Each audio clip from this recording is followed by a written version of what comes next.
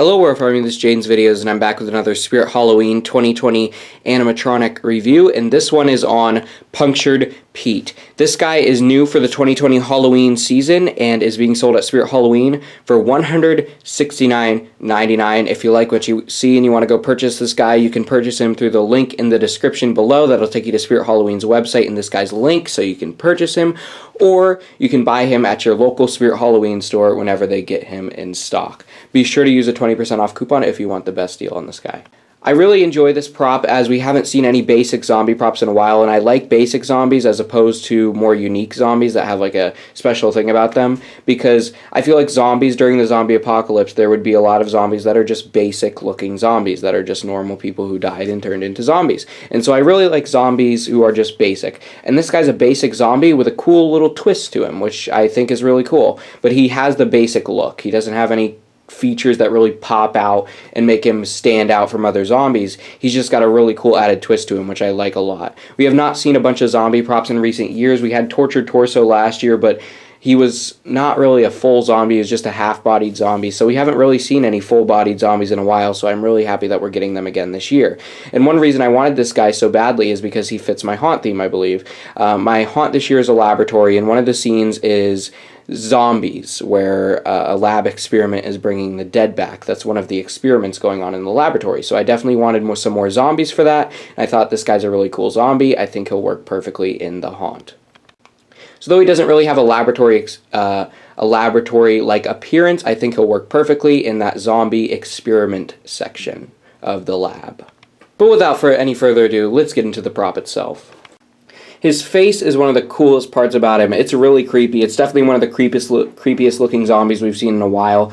He's got a very, very creepy and grotesque face, especially when his eyes are not lit up. His eyes look great. The bloodshot red. I love that. It looks so awesome. He's got so much detail on his face, which is really cool. A lot of decayed, rotting flesh. His facial expression is really awesome. He definitely looks like he's in pain. You've got his skeletal-looking nose. He's just got so many gashes all around him, which look great. His head also has some dirt on it and stuff. I think he just looks like a phenomenal animatronic all around detail-wise on the head. It looks really great and is definitely one of the coolest-looking zombies we've seen in a while. Moving down to his clothing, he's got some blood stains on it here and there. You've got some blood stains right up here, which is kind of hard to see because of the collar of the shirt, but you've got those there. And then on his undershirt, of course, where he is being stabbed with the wooden stake or pole or whatever, is a giant piece of blood right there, where it is penetrating through his stomach. His pants could have used a little bit more detail. They're just basic blue. I really wish they added blood. The shoes look really nice on this guy. They're very nice looking shoes. I like them. They look good. They definitely look realistic. And they just Velcro onto the base there, which is pretty cool because that keeps his legs from going off to the side. He's just always in the kneeling position. His hands have a lot of detail. They definitely look very decayed, very decrepit. I really like it. And he is clutching the stake that is driven into his stomach here, which I think looks great. I would really like to see a vampire version of this prop where it's a stake in the heart, because that is the classic way to kill a vampire. I think that would be perfect for this animatronic, to have a vampire reskin of it. But I really do think that the zombie one is good, and I'm glad that he was made into a zombie because he fits my haunt that way, whereas a vampire wouldn't. But I would like to see a vampire version in the future. The wooden pole here, or stake, or whatever, is really detailed. It looks like real wood. It looks great. I'm glad it doesn't look plasticky or anything. It is plastic, but it doesn't have a plastic look to it, which is great. It definitely looks very realistic. They definitely did a very good job with the detail on this. Now, the activation for this guy is an issue I have with him. His activation is... I love the constant mode on him. I think without constant mode, it wouldn't have been as good. I think the constant mode works perfectly for him because he's just constantly trying to pull it out.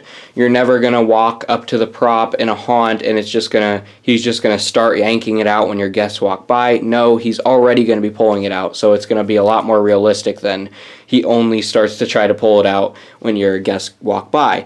However, I do wish, because the issue with him is there is only a constant mode option, I do wish they added the try me button jack to him. That way you could plug in the multi-prop remote or a step pad if you really want to. And I also wish they added an IR sensor in case you want to do it like that. I would never use him in a off of the constant mode, but it's still something that I really wish they would have added to this guy, because I don't really see why they couldn't have. They could have done constant mode and the other modes, but for some reason they only did constant. Now, without any further ado, I'm going to get right into showing you guys a demo of what this awesome animatronic does.